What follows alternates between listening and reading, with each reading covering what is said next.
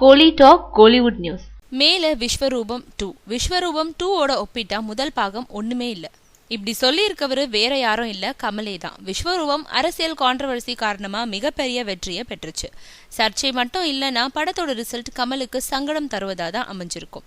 இரண்டாவது பாகத்துல முதல் பாகத்தோட பலவீனம் எல்லாம் களையப்பட்டிருக்கிறதா தகவல்.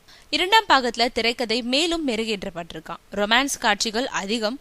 பூஜா குமாரோட ஆக்ஷன் காட்சிகளும் இருக்கு. முக்கியமா அண்டர் வாட்டர் காட்சிகள்.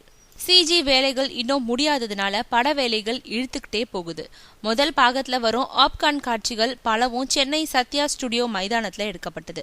பாலைவன காட்சிகள் வேறு இடத்துல. இரண்டாம் பாகத்திலயும் இதே மாதிரி நிறைய சிஜி வேலைகள் இருக்கு. போஸ்ட் ப்ரொடக்ஷன்ஸ் முடிஞ்சு மே மாசம் முதல் வாரம் அல்லனா இரண்டாவது வாரத்துல படத்தை வெளியிட முடிவு செஞ்சிருக்காராம் கமல். இந்த முறை சர்ச்சைகள் எழாதுன்றது அவரோட நம்பிக்கை. நாமும் நம்புவோம்.